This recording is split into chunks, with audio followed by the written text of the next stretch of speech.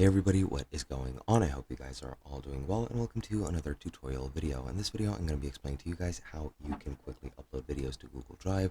So let's get right into it. Now, as you can see, I'm in Google Drive and I have opened and created a new folder, which I'll be using to upload a video.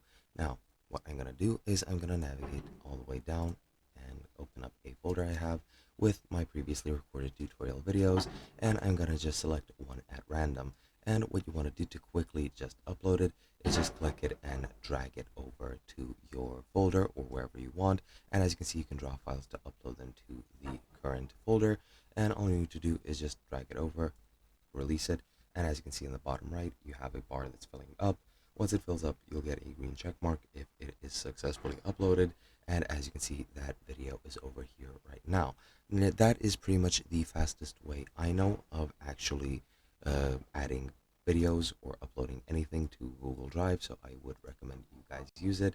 But yeah, that's pretty much it. Hope you guys enjoyed, and I'll be seeing you guys in another video.